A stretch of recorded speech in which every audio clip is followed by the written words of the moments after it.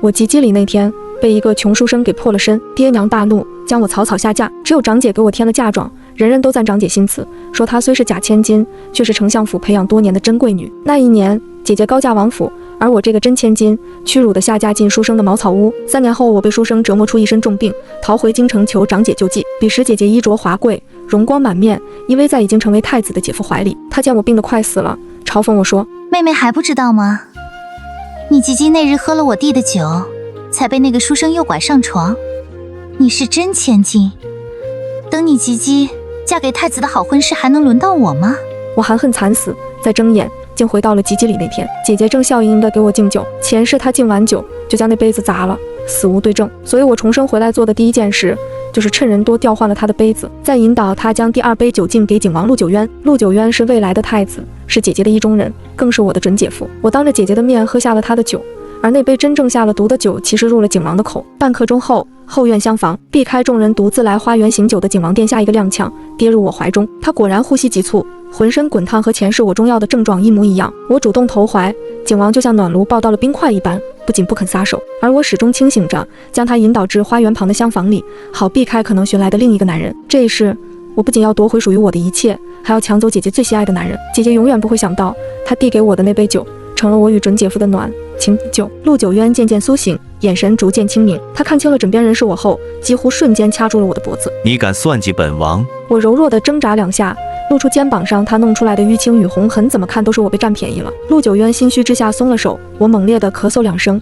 反驳道：“我在厢房休息，是王爷醉酒，冲进里屋。”我肩膀一抖，哭得梨花带雨。陆九渊被我哭得理亏，他扶着额头疑惑不解：“怎么可能？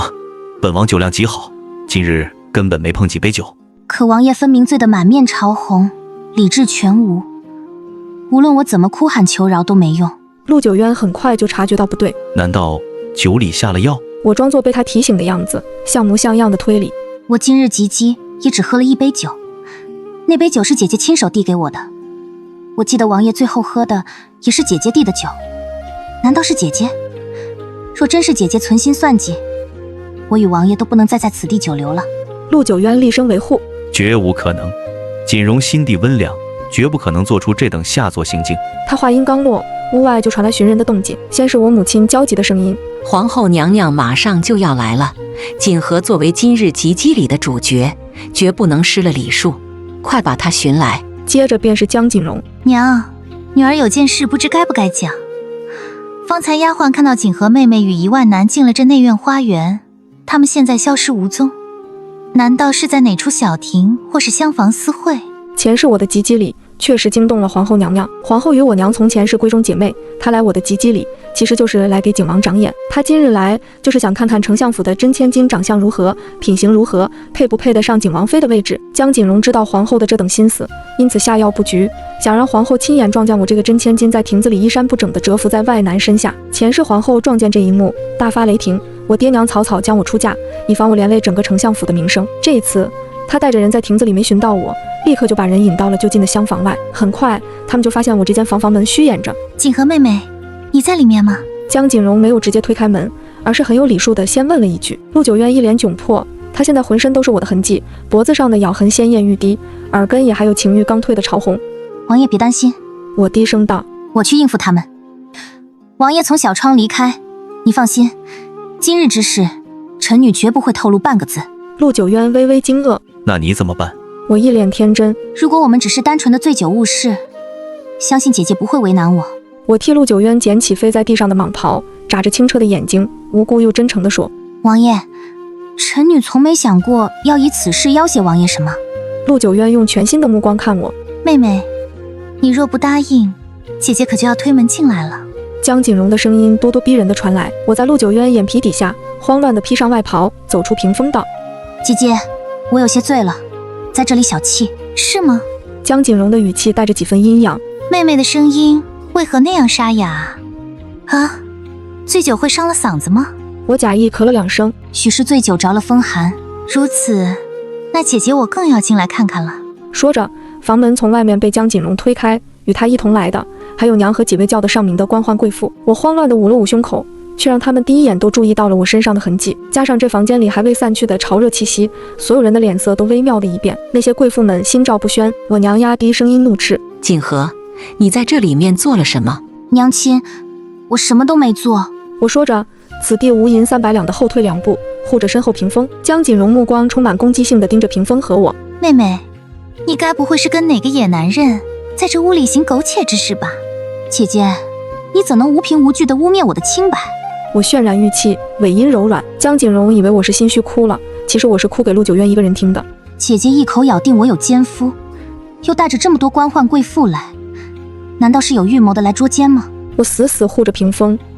我今日莫名醉酒不省人事，难道是姐姐的安排？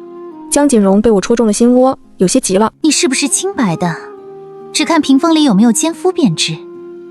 让开！他上手将我推开，我柔弱一摔，屏风也被我带倒了。砰的一声，只见纱帐凌乱的床榻上，果然有一个男人背对着端坐在床上。姐姐幸灾乐祸，我心里却大松一口气。他果然没忍心让我一个人面对烂摊子，也算是个有担当的男人。众人大惊，这江锦和果然在和男子私会，居然在及笄礼上就做出这种事，真是有辱丞相府门楣。我娘也大叫一声：锦和，你果然是烂泥扶不上墙。这奸夫是谁？不是的，娘。我跪在地上慌乱地解释。江锦荣已经走到了床榻边，他胸有成竹。奸夫是谁？我亲眼来看看就知道了。转过身来，他近乎是在命令床上的男人。男人岿然不动。我跪行到江锦荣脚边：姐姐，这都是我的错，大不了我一根白绫吊死，你们不要为难他。让开！江锦荣一脚踹开我。他以为眼前这个男人就是他安排的书生段源。书生敢不听他的命令，他心头一股无名火，一掌按在男人肩上，语气更加苛刻：我叫你转过身来。男人终于转身，凌厉的眉眼上浮着阴沉沉的威严与怒气。他冰冷地盯着江锦荣：奸夫是本王，你可满意了吗？锦荣。江锦荣惊恐地瞪大眼睛：王爷！不知谁先反应过来，扑通跪了一地。怎么会是王爷你？江锦荣天他一般，吓得颤抖结巴。他猛地看向我，意识到自己中计了，他气急败坏，咒骂着要扑向我，却被一双大手拽开。陆九渊一把将我护在身后，神情微妙地打量着江锦荣。在他的印象里，江锦荣一向温柔体贴、贤淑之礼，可是刚刚他那样刻薄的步步紧逼，还面目狰狞的咒骂，跟一个泼妇无异。与他心仪的那个江锦荣根本判若两人，又或许这才是江锦荣的本性。陆九渊的目光冰冷的摄人，江锦荣在他的注视下骤然觉察自己失态，连忙跪地，端出他最熟练的无辜姿态：王爷，妾身是怕你被人下药陷害，才会急得失了分寸。江锦荣笃定地说：妾身与王爷同窗多年，最了解王爷。王爷向来克己复礼，谦卑不倒，今日怎可能醉酒到如此失态的地步？一定是有人在酒里下了药，图谋不轨。我眼角噙泪，姐姐含沙射影，难道是想污蔑我给景王殿下下药？你还在装？江锦荣见我缩在陆九渊身后，怒火中烧：不是你还能有谁？这件事唯一的受益者就是你江锦和。要证明也简单，只需请个大夫来把脉，看看王爷是不是中了毒即可。陆九渊也正有此意，为了公允起见，他派心腹直接去前厅请来宴席上的李太医。此事就这样惊动了今日所有宾客。李太医为陆九渊把过脉，很快下了定论：王爷体内阴阳失调，火热内盛，是典型的春药伤脉象。此毒若不能及时疏解，轻则伤及本源，重则气血逆流丧命。是谁如此阴毒，敢对皇子下药？太医说出这些药性时，江锦荣竟面不改色。从他决定给我下药的那一刻起，他只图2种结果：要么我形容狼狈暴毙而死，要么被人捉奸在床身败名裂。但这些阴招如今都被我转赠到他最心爱的男人身上。屋内早已围满了人。素日跟景王府私交极好的大将军道：你们丞相府是不要命了，敢对景王殿下用这种手段？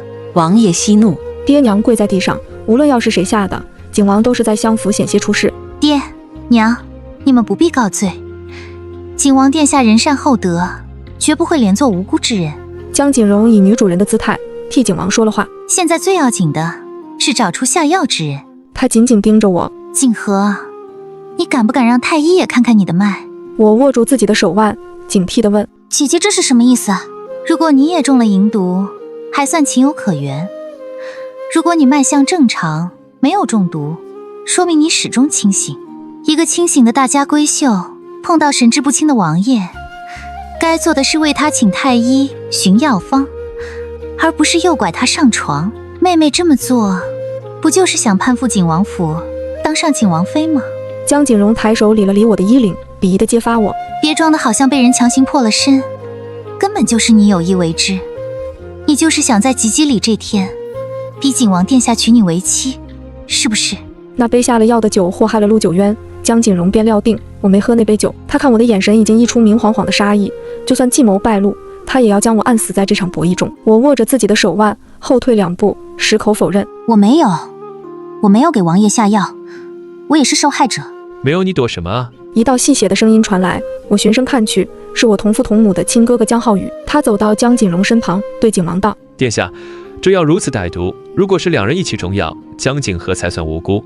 如果江景和始终清醒，只有殿下你意乱情迷，这很难不让人怀疑是他自己下药勾引皇子啊。我盯着江浩宇，明明我才是跟他眉眼俏似的亲妹妹，但此刻他为了偏袒江锦荣，话里话外如此不给我留余地。江浩宇一出声，围观的人群里陆续有人高声支援江锦荣。见逐渐占上风的江锦荣柔声对我说：同为女人，我明白你的心思。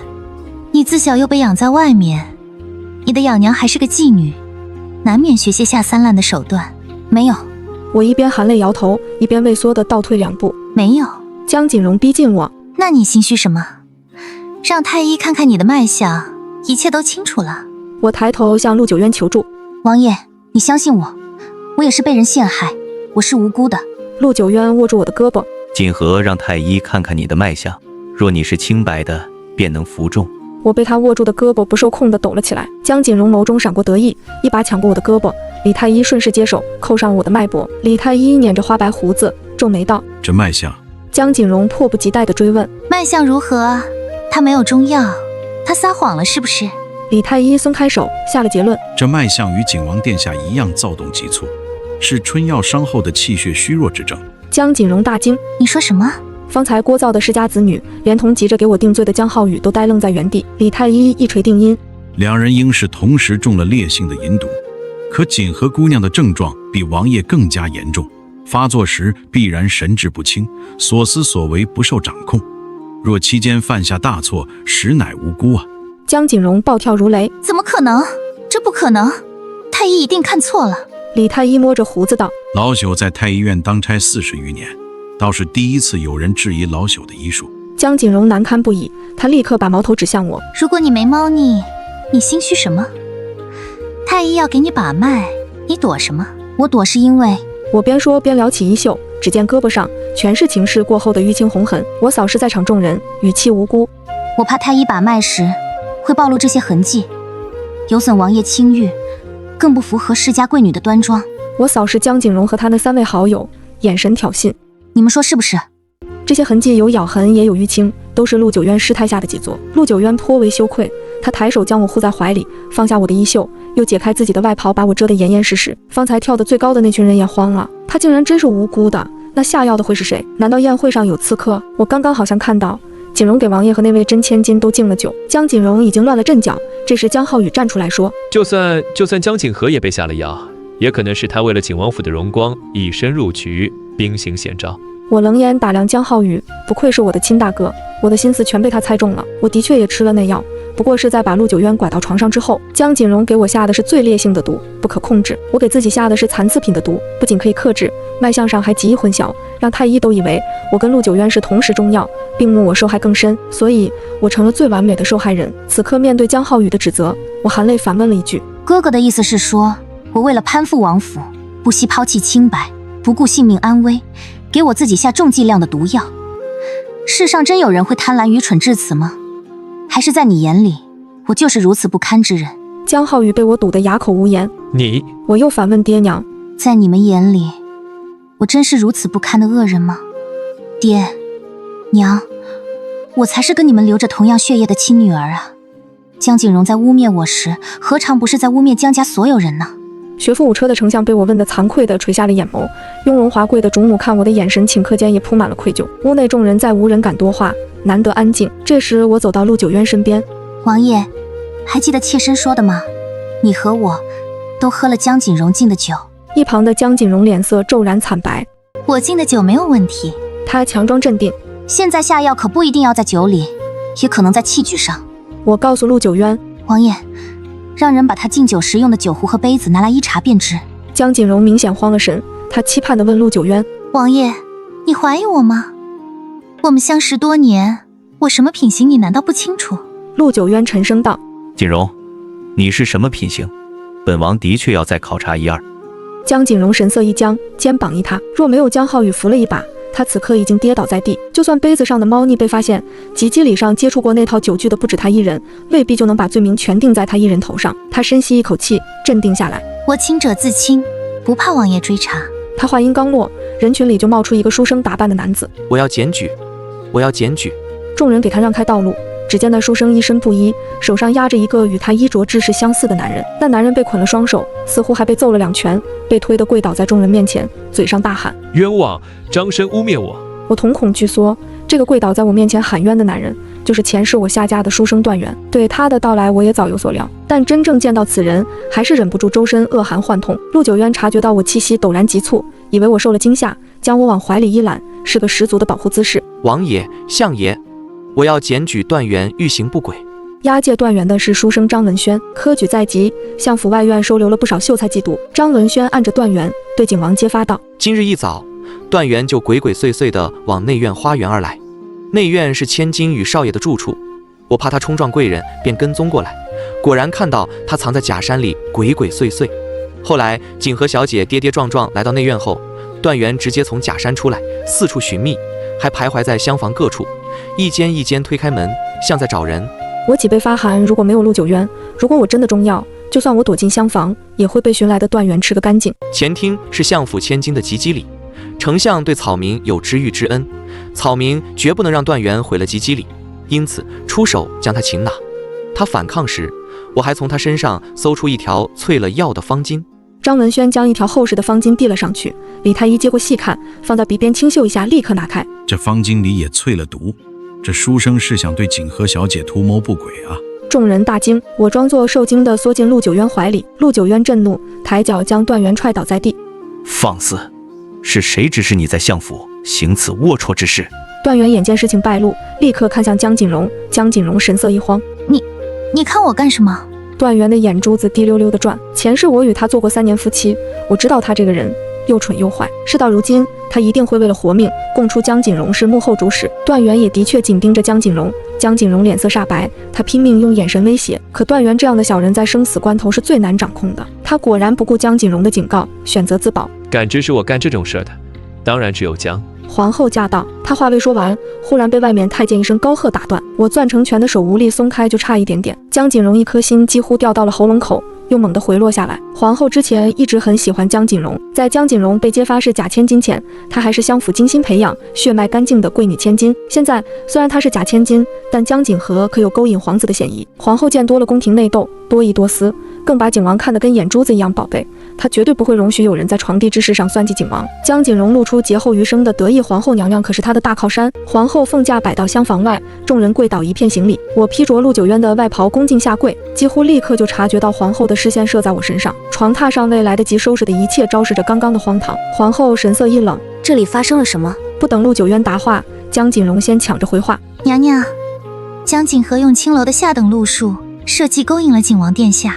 陆九渊想替我解释，但张皇后已没有耐心再听。无媒无聘，私下苟合，极为不贞。她冷眼看我，自你白绫自绝，本宫会成全你死后体面。陆九渊大惊，母后，江锦和也是受害者。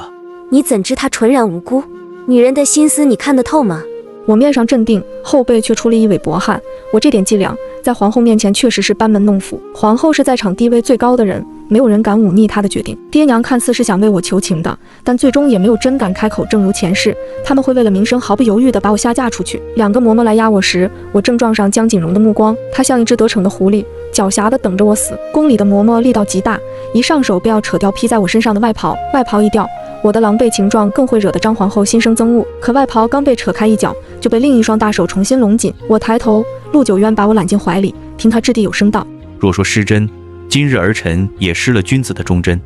母后既要赐死，不如多给一根白绫，把儿臣也吊死算了。皇后大惊，皇儿，你……陆九渊维护我时，我甚至能听到他胸腔的震鸣。在场所有人都被景王的言行震了震。不问前因后果，就下杀刑。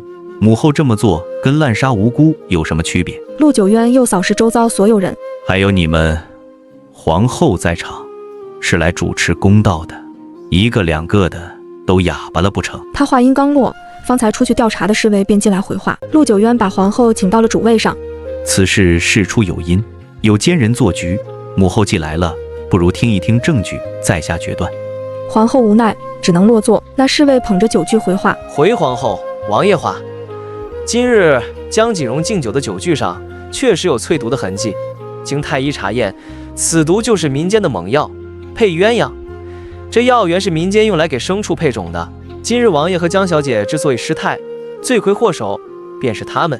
众人的视线都投射在江锦荣身上。江锦荣连忙失声反驳：一定是有人陷害我，这些酒具不知道过了多少人的手。王爷，娘娘，臣女也是被人陷害了。皇后方才的怒火被陆九渊强压了下去，现在理智回归，又听太医说那银毒差点要了陆九渊的性命，便严肃起来。锦荣，难道是你在贼喊捉贼？娘娘，我没有。江锦荣跪在地上，手足无措，满口胡言。众人看他如看戏会上的丑角，他那3个世家好友这时也不说话了。我本以为江锦荣必死无疑，这时陆九渊却低低一叹：此事昭然若揭，是书生段源对相府千金起色，心动歹意，潜入内院，往酒里下了药。我猛地从他怀里抬眸，陆九渊不容置喙地下令：把段源拖下去，行阉割之刑，再押去绞杀。段源一听，立刻咒骂起来：我只是个办事的，主谋是江。他话未说完，就被侍卫用棍子捅烂了舌头与牙齿，再发不出一个清晰的字音。我连忙道：事情没这么简单。陆九渊放在我肩上的手忽然收紧，这是一种阻止、警告的力道。我一愣，见他凝视着地上狼狈慌乱的江锦荣。从今日起，江锦荣禁足思过，没有本王命令，不得出阁楼半步。我明白了，陆九渊把所有罪名都推给段源，只为保下江锦荣，为此不惜把我精心送上来的所有证据都毁了。紧接着我忽然被他拽到皇后面前跪下：母后，江锦和阴差阳错替儿臣解了银毒，他既然是无辜的，儿臣愿意为他负责。父皇本就有意让景王府与相府联姻，江锦和是相府的真千金，那么婚约就由他来履行。皇后一惊：九渊，你什么意思？陆九渊紧握着我的手，当着所有人的面高声道：本王会3书6礼，明媒正娶地迎娶丞相千金，江锦和为景王妃。陆九渊这样做，既能保全我的名节，又能断了皇后对我的杀心。景王需要相府的文臣势力，皇后知道江锦荣在这件事里不无辜，心生厌弃，最终松口答应，让陆九渊自己去跟皇帝请赐婚圣旨。及笄里这一场闹剧才告一段落。皇后摆驾回宫后，我撞见了江锦荣和陆九渊在亭子里的对话。江锦荣哭得梨花带雨，质问陆九渊：明明两情相悦，为何要立江锦和为妃，还污蔑江锦和手段肮脏？陆九渊冷笑，将一只淬毒的白瓷杯递到他面前：杯沿杯底皆有毒，玉液即成烈性淫药。你安排段源入内院，原是想下药毁江锦和清白，好独占景王妃之位。他字字诛心，戳破他因记号太淡弄混杯子，误将毒酒敬给自己，甚至想借太后之手除掉江锦和的阴谋。江锦荣吓得魂飞魄散，跪地狡辩，声称只是成全江锦和与段源，反咬是江锦和调换杯子陷害王爷，还哭诉自己爱慕多年，从无害人之心，不知悔改。陆九渊怒摔瓷杯，掷地有声：酒具唯有你碰过段源房中银票，沾着你的奇兰香，若非本王压下证据，废了段源的舌头，你早已身首异处。他钳住江锦荣的下巴，眼神冰冷刺骨：给皇子下毒，罪可诛九族。本王今日护你，是还你多年痴情，从此恩断义绝，休替王妃之位，更不准再碰江锦和分毫动他，便是与本王为敌。江锦荣泣不成声，只觉心如刀绞。陆九渊看着他，冷笑更甚：我与锦和的暖情酒是你亲手奉上，今日之果皆是你咎由自取。陆九渊甩开江锦荣的脸，踩着一地瓷片拂袖而去。无论江锦荣哭得如何歇斯底里，他都没有再回头一次。我借大树隐去身形，没有让陆九渊发现我。傍晚时分，相府后院要对段源行刑，此事毕竟不光彩，丞相求得陆九渊同意，在相府后院直接灭口。我冷眼看着段源被活活绞死。如果没有陆九渊的心软，今日被送上绞刑架的本该还有江锦荣。给皇子下药，10条命都不够死的。可皇子本人手下留情了。亭子里那出，景王看似与江锦荣决裂，那眼神分明是又爱又恨。我必须想办法让景王以及整个江家彻底厌弃江锦荣，我要把战朝的也就彻底驱逐出去，滚回该去的地方。3日后，宫中就下了赐婚圣旨，景王府很快给相府下了聘礼。下聘那天，我与陆九渊见了一面，他让我安心待嫁即可。聘礼中有一把御赐的金钗，十分精巧。王爷可以帮我戴上吗？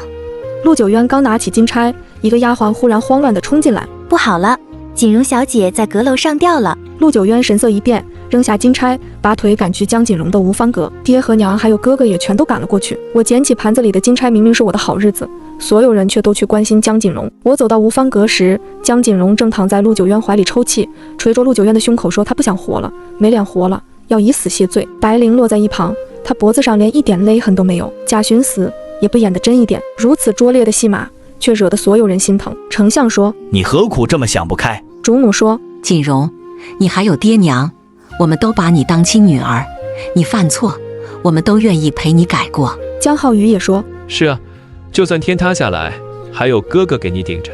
原来有人兜底的人生是这样。前世我身败名裂时，这些血亲只恨不得快点把我扔出去，这样哄人的话他们从未对我说过。江锦荣泪汪汪地看着陆九渊，陆九渊无奈道，你罪不至死，不必如此。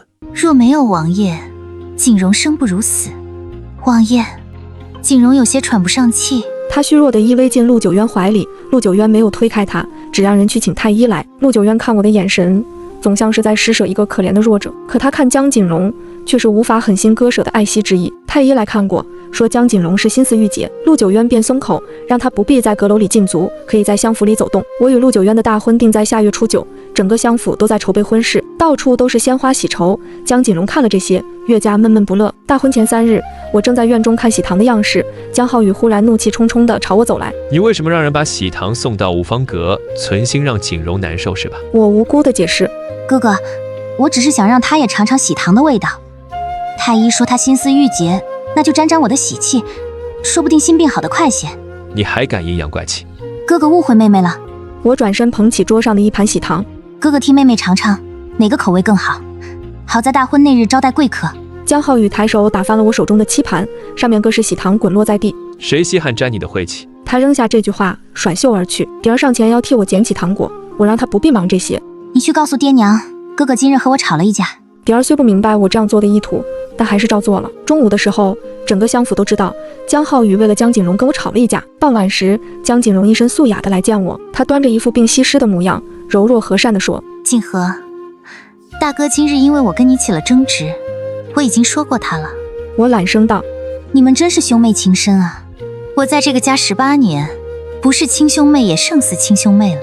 江锦荣笑着握上我的手，之前都是我不好，想要的太多，病了这一场后，我已经想开许多了。哥哥在御宴阁等你，也想亲口跟你道歉，看在兄妹的情分上，你不好驳他的面子。我知道你对我有些误会，但若不去，怕会落得个不敬兄长的名声。你不知道皇室对名声看得极重，我如今是嫁不进去了。但锦和，你也别丢了相府的脸面啊。我犹疑地盯着他，江锦荣笑道，这是在相府，是你的家，怕我吃了你不成？好啊，我随你去见哥哥。我跟随江锦荣去了内院的御宴阁。御宴阁隐在花园的竹林里，周遭除了竹子，少有人影。阁楼的门敞开着，门口就是一道屏风，光线昏暗。江锦荣牵着我上会阶，一到门口，我便闻到一股熟悉的异香。锦和，进去见哥哥吧。江锦荣催着我进门，他自己不动声色地退到了我身后。就在他要从后背推我一把时，我忽然转身，笑得阴森。江锦荣，我在青楼时就见过这招了。什么？诱拐少女，送羊入虎口的招数啊！不等江锦荣反应，我一个手刀劈在他脖颈上，江锦荣被我一掌击晕。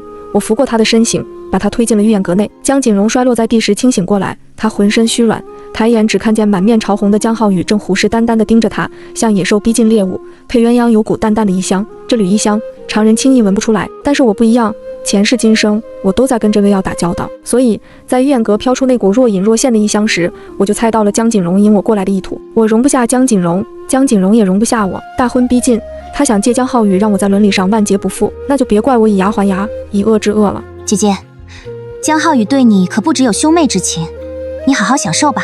我说着从外面关上房门。江锦荣拼命挣扎着想逃出御宴阁，却被失去理智的江浩宇拖住了手脚。我合上房门，没有上锁。江浩宇好歹是习武出身，他的力道足以控制江锦荣。我叫来在竹林外候着的蝶儿，去景王府通报一声，就说江锦荣不知所踪，恐怕又要寻死，请景王殿下过来看看。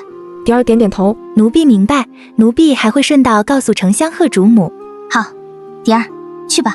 我在门外守了半个时辰，直到有人往这边匆匆赶来，我才引到竹林里。爹娘和陆九渊几乎同时赶到，我也从竹林里走出来，装作刚寻到此处的样子。王爷，你们可找到姐姐了？我话音刚落，御宴阁内忽然传来一道暧昧不明的女声，主母立刻变了神色，她猜到了什么，本想包庇。王爷，锦荣应该是在御宴阁里休息，内宅的事不如就交给我。他的话被江浩宇的一声低吼打断，主母和丞相顷刻间变了脸色，两人急步冲上去推开门，只见床榻上，他们的儿子正与养女难舍难分，不知天地为何物。丞相发出一声愤怒的悲鸣，主母冲上前要将江浩宇拽离，江浩宇却沉迷其中，主母气得浑身颤抖。江锦荣，你竟敢引诱我儿子做这种事，你对得起我们的养育之恩吗？江锦荣慌乱起身想解释，忽然脸色惨白下来，因为他看到陆九渊就站在门口，目光幽冷地盯着这一幕。王爷，不，王爷，你听我解释。他奋力推开江浩宇，挣扎下床，却双腿一软，险些跌倒。陆九渊神色铁青，周身气压低得能凝出水来。他冷漠转身，走出屋外时忽然顿住脚步。我跟了出来，关心道：王爷，姐姐定是无心之失，或是醉酒误事了。王爷。陆九渊忽然捂着胸口，猛地吐出一口血，这是气急攻心之兆。这下他对江锦荣该彻底绝望死心了。我把陆九渊送回景王府，再回相府时，夜色已深。一进正厅，只见幽黄灯光下，江锦荣和江浩宇跪在两个大家长面前，看着是已经审过一轮了，江浩宇的药效也过了，人清醒了不少，正不断告罪。爹娘，孩儿是被下药了，这不是孩儿的错。丞相夫妻脸色铁青，府上的大夫就站在一旁，此事梅开二度，相府早有经验，已经让人查过脉象。江浩宇被下了药，江锦荣却没有，谁勾引谁犯错，一目了然。我一现身，江锦荣立刻朝我扑来。是你，江锦和，你好歹毒，你好恶毒，你竟然让我……他说着，委屈的痛哭起来，全然忘了，如果我不反击，那么今日这重罪便要我来背了。我不知道姐姐在说什么。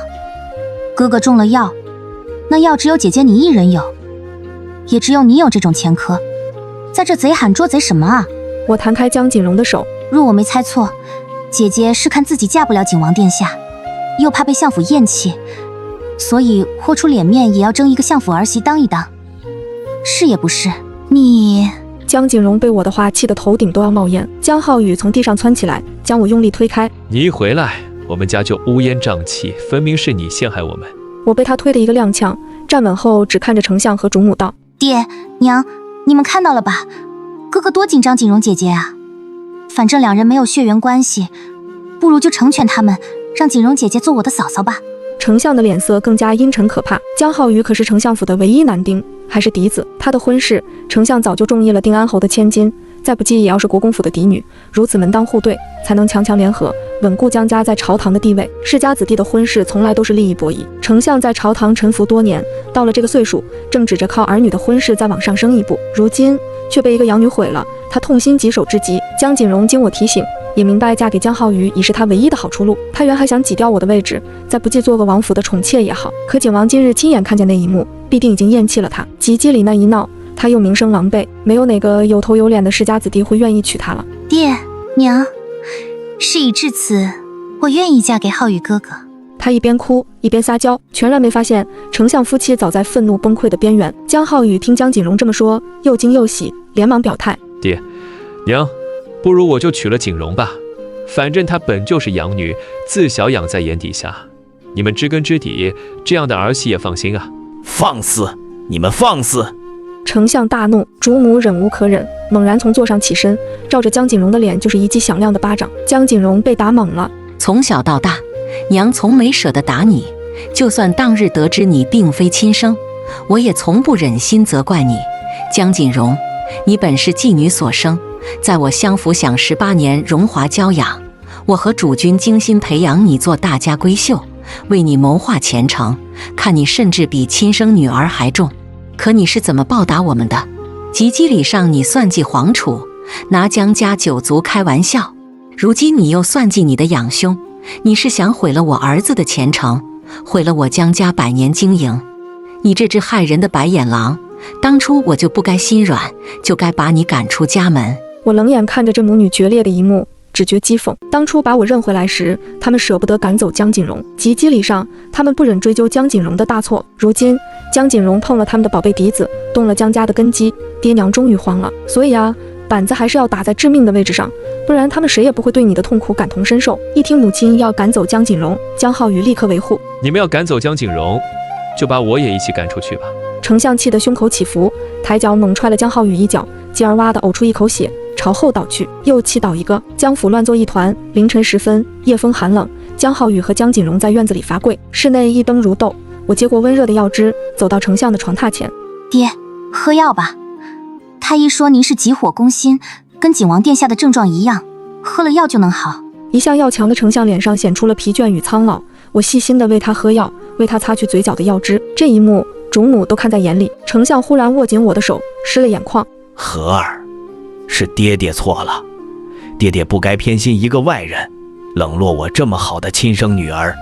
主母也上前抹泪道：都是爹娘不好，猪油蒙了心，竟去偏袒那样一只养不熟的白眼狼。他们握着我的手，真心的忏悔、道歉，恳求我的原谅。原来他们也知道，之前待我偏心，待我冷落，待我刻薄了。他们不是真心悔过，只是眼看江浩宇要被养废了，江锦荣又如此不堪，家族的一切希望都只能压在我这个已是准王妃的亲女儿身上了。爹娘，你们这么说就折煞女儿了。女儿明白爹娘的苦衷与不易，从来不敢有怨。我也学会了说这些识大体的话，惹得这对夫妻更加羞愧。主母摇头迷茫：此事连景王都看见了，该如何收场才好啊？丞相捏着眉心道：无论如何，江锦荣是断不能再留在相府了。不如听女儿一言。我适时开口：哥哥对江锦荣动心，是因为两人自小一起长大，离得太近，只要把他二人拆开就好。和儿，仔细说说。女儿的拙见是让景王殿下把哥哥调去边境磨练2年，让他一边思过一边立功。若只在皇城的金窝里养着，对哥哥的前程也不好。有理。那江锦荣，丞相似乎不愿再让他灌江姓，改口道：那个养女如何处置？锦荣姐姐在皇城多年，也算小有名气，若相府直接把她驱逐出府，只怕也要惹人非议弹劾。我笑了笑：不如就给她配门婚事，让她远嫁出去，如此我们相府仁至义尽。丞相看我的眼神充满欣赏：和儿不愧是我的亲女儿，纵横谋划，有我年轻时的风采。主母自豪道：我给你生的女儿岂会差了？他们一瞬间变得好似跟我很亲热一般。可这一时半会儿哪里去配婚事？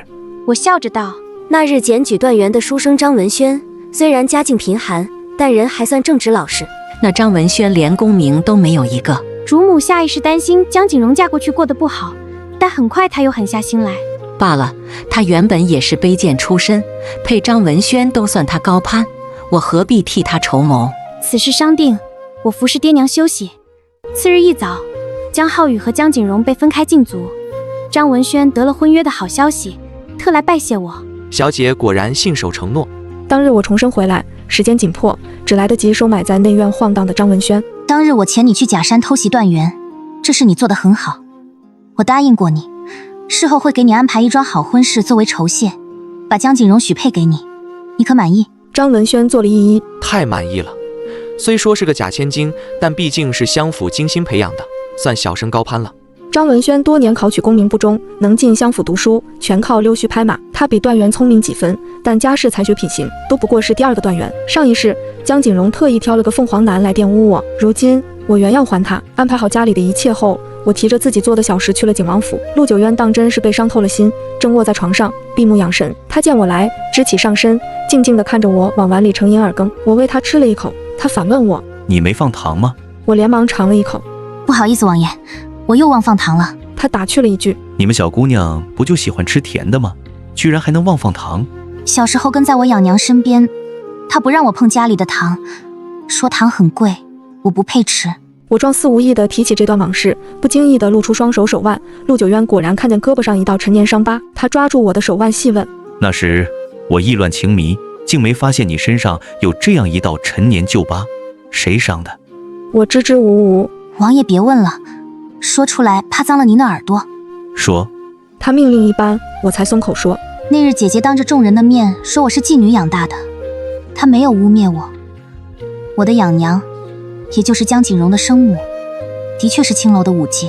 当年她怀了客人的孩子，寻不到孩子的父亲，她就凭自己花魁的人脉，打听到丞相夫人那日会上山，所以她花钱雇了一伙人扮作强盗，把待产的丞相夫人逼进了破庙。在破庙里，两人一起生产，养娘调包了孩子，她给她的孩子寻了个好归宿，而我只能跟在她身后讨生活。我抚摸着这道伤疤。我8岁那年，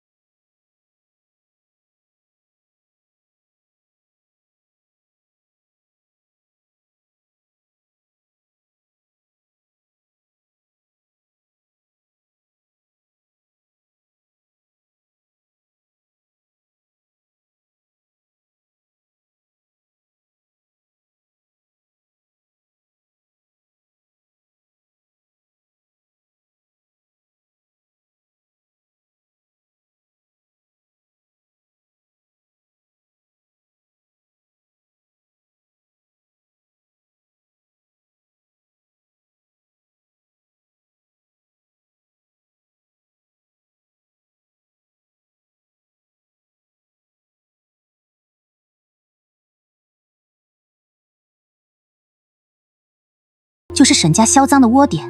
那日官兵调查青楼，领头的正是我娘亲的哥哥，也就是大理寺卿。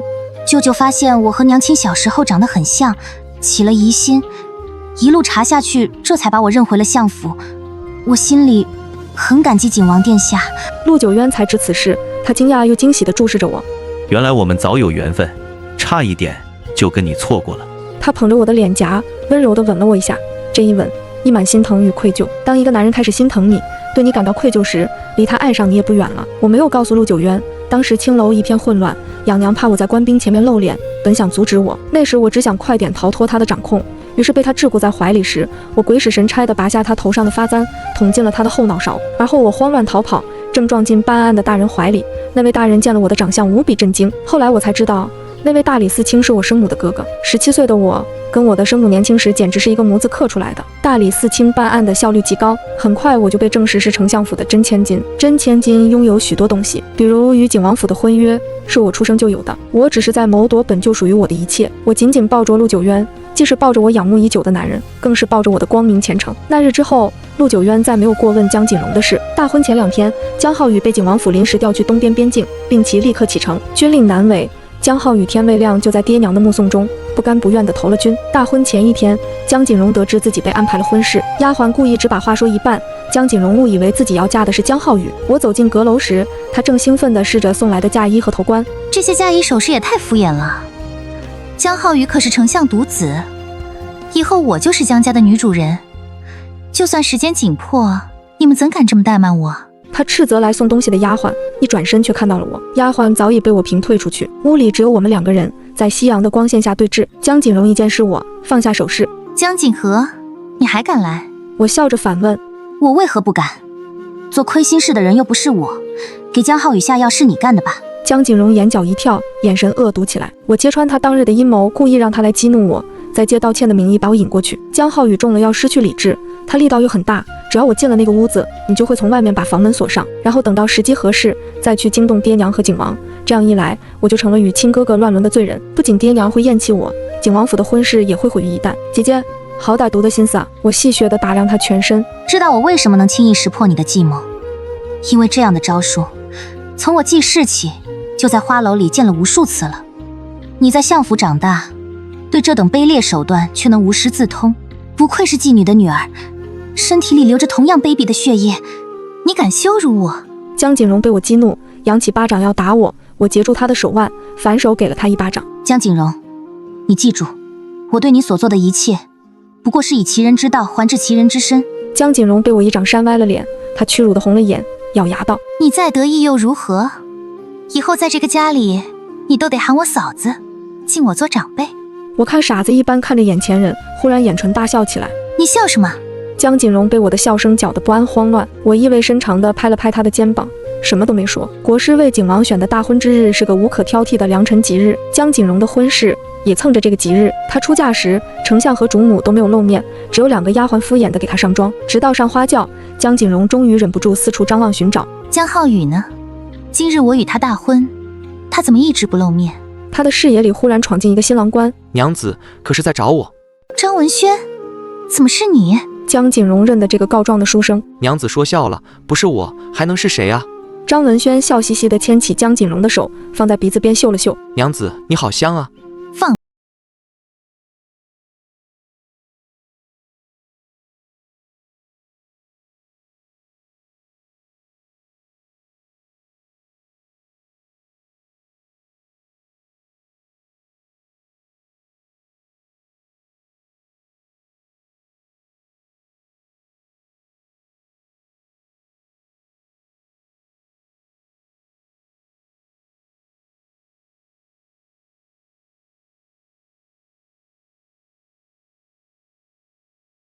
放弃我，江浩宇也不敢这样负我。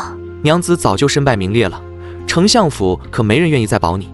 你如今唯一的归宿就是做我张文轩的妻子。不，我要见丞相，我要见主母。江锦荣想逃去前厅，却被送亲的队伍拦住了去路，为首的嬷嬷道：前厅是景王与景王妃的婚礼，你一个外人，别想去砸相府的场面。外人？我是丞相府的嫡女千金。嬷嬷嗤笑：丞相府只有一位真千金，那就是江锦和，你不过是被调包过来的赝品，丞相已经不能容你，你与外人无异。识相的，坐着花轿离开相府，否则别怪我们动手驱赶，让姑娘你脸面尽失了。江锦荣后知后觉地意识到自己被丞相夫妻彻底抛弃了，他猜到自己这次动了江浩宇，惹下了大祸，但从前他也犯过大错，爹娘最多冷他1天就会来哄着他了。这次为什么不一样了？为什么不一样了？那嬷嬷一语道破：占了千金位置那么久，忘了自己只是战朝的野鸠了，把他给我押上花轿，别误了吉时。家丁把江锦荣半捆半拖地拽上花轿，他挣扎反抗，弄乱了头上的凤冠，听到前厅热闹的丝竹乐声，歇斯底里的大喊：这不可能！我是丞相府的千金，我是景王的心上人，我最差也能嫁给丞相嫡子，你们敢这么对我？爹娘，女儿好委屈，你们怎么能这样狠心？你们怎么能这样狠心？那嬷嬷不耐烦地说：把他嘴堵上。张文轩亲自拿了条方巾，掐着江锦荣的下巴，把他的嘴堵上了。他笑着说：别妄想什么相府千金景王妃了，那都是别人的。他拍了拍江锦荣的脸颊：你啊，跟我最配。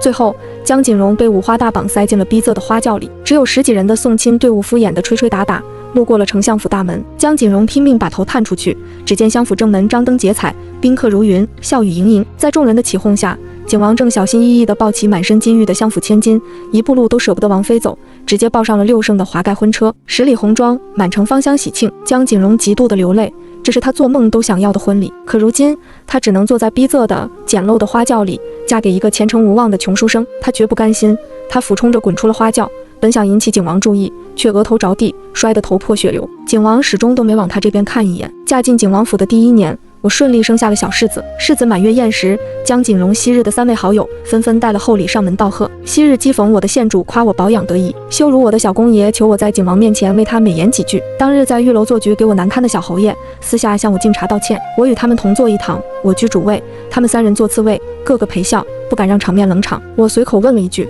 各位近日可有江锦荣的消息？县主装傻，江锦荣，我都已经忘了有这么一个人了。小公爷陪笑说：要我说啊，赝品就是赝品，假的就是假的，世人只会记得真明珠，哪会去记一个假榆木啊？小侯爷心虚道：当年他教唆我们做了不少荒唐事，景王妃可千万不要放在心上啊。我喝了口茶，懒声道：我还以为你们这些昔日挚友会想着他呢。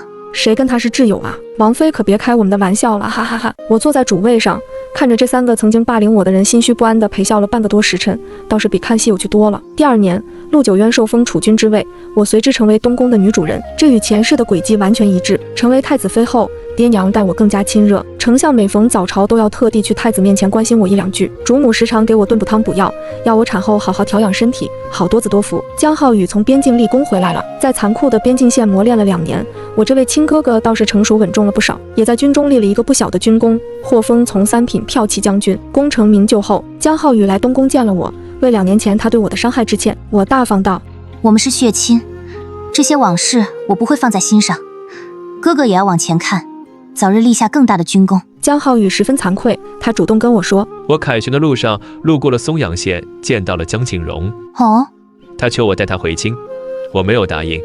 他看着形容狼狈，过得并不好。哥哥心疼他，怎么不把他带回来？王妃说笑了，她虽舍不得江姓，但早已不是江家人，何况她已嫁作他人妇。况且当日我做下那等荒唐事，也是她给我下的药，我早已清醒。那哥哥跟我说这个是为何？王妃妹妹，可否为我选一个门当户对的姑娘成婚？人一旦尝到了权势的滋味，就不会再被情情爱爱所纠缠。江浩宇眼下前途大好，自然也动了借婚事更上1楼层的心思。可惜他早年荒唐，在皇城名媛圈内名声并不好。丞相府费心筹谋了1年多，才给江浩宇寻得了一位3品文臣的嫡女相配。娶妻时，相府自然也是诚意十足，放低了姿态，才为江浩宇求得贤妻入门。第3年冬日，东宫门口有一个妇人在府门外闹着要求见太子。那时陆九渊正让大理寺彻查陈年冤案，以为是哪个苦主求到太子在外的府邸来，便带着我出门相见。却见那妇人佝偻着身躯，露在外面的肌肤全是红斑，额头还有一道伤疤。陆九渊第一眼甚至都没认出人来，直到那妇人眼冒金光地喊他：殿下，是我啊，我是锦荣啊。陆九渊仿佛吃了苍蝇一般，他确定不是苦主来求助，便牵起我的手，温声道：鱼儿方才吵着要爹爹抱，我先去哄孩子。去吧，这事我来处理。3年夫妻，陆九渊对我的心性已经很了解，他没有多问，只是替我拢了拢身上的狐毛大氅。别着凉，也别为这种人费太多心思了。我回握他的手，我明白。陆九渊与我腻歪了一会儿，才无视江锦荣，径直回了府内。殿下，我是锦荣，我是锦荣啊，别叫了，江锦荣，你化成灰，我也认得你。江锦荣瞪向我，那眼神里的恨与怨，比冬日的大雪还要压人，但他却软下姿态：妹妹，求你施舍我1、2，我的日子真的过不下去了。紧接着，他开始跟我抱怨张文轩如何吃喝嫖赌，如何对他抽筋吸血。我实在没有办法，我拦了哥哥的队伍，他对我视若无睹，我又求到丞相府，相府对我闭门不见，我只能来东宫求妹妹你了。妹妹，以前都是姐姐的错，求你救救姐姐，随手赏我点什么，只要能让我在皇城立足就好。我走到他近前，随手拔下发髻上的一根金簪，这簪子可够。江锦荣一边讨好的点头，一边伸手去接金簪。然而他在碰到金簪的瞬间，忽然调转金簪头尾，要将最尖锐的一端刺向我的心口。但金簪还未伤我分毫，江锦荣就被东宫护卫踹倒在地。他这几年身体被折磨得不成样子，被踹倒后爬起来都十分费劲。我起身俯视着他：姐姐，这些年过得很不如意吧？江锦荣握着那把金簪，抬起头咒骂我：这根本就不对，梦里不是这样的，梦里做太子妃的是我，沦为弃妇的是你江锦和，是你抢了我的气运，本来这一切荣华富贵都是我的，相府千金是我的，景王妃是我的，太子也是我的。看他这般言行，我便猜到他已经有了前世的记忆。何时想起来的？江锦荣摸上自己额头的伤疤，对上我的视线：3年前我出嫁那一日摔破了额头，便都想起来了。好啊，我笑着说。我生怕你想不起来。这3年，你一定在想，我拥有的一切本该是你的，凭什么我抢了你的一切？你一定很痛苦，夜夜不甘到睡不着觉，白天光是想想都能气到呕血。人虽活着，却深受无间之苦，是不是？江锦荣惊恐地望着我，我几乎说中了他的所有心境历程。至于我为什么会如此清楚，因为我也曾切身经历过，明明是真千金，却过了18年卑贱日子。我要江锦荣清楚他曾经拥有过什么，再把他的一切都夺回来。只有这样，才是顶级的诛心之行。姐姐可有勇气，如前世的我那样，杀夫出逃啊？看江锦荣惊慌的神情，我便知他不敢。也就是说，张文轩还活着。这样也好，我会派人把姐姐送回张文轩身边。毕竟，你们这桩婚事，还是我金口玉言撮合出来的。江锦荣猛地抬头，是你推我进这样的火坑。他想到什么，瑟缩起身体，又哀求：不要把我送回张文轩身边，我生不如死，我生不如死啊！他忽然抓起手上的金簪，金簪上刻着一朵栩栩如生的富贵牡丹。他盯着牡丹笑了起来，他做梦都想戴上这等太子妃之饰的金簪。他眼神一变，忽然握着金簪朝自己的心口捅了下去。侍卫们不明所以，我却看得清楚。江锦荣想起了前世与陆九渊的夫妻之情，竟以为这一世陆九渊也一定对他余情未了，绝不会不管他的生死。他往心口扎的那一下并不深，只是流出一点血，便万分可怜地倒在雪地里，嘴里呢喃着：殿下，殿下，锦荣好疼啊！殿下。我撤走了侍卫，让众人不必管他。我回到兰氏时，陆九渊正把3岁的玉儿高举到脖颈上，让他骑大马。玉儿用小手抓着父亲的耳朵，笑得咯咯响。见我来了，父子俩笑着停止了嬉闹。我告诉他，江锦荣捅了自己一刀，倒在雪地里唤你名字，等着你去救呢。陆九渊道：你跟我说这些做什么？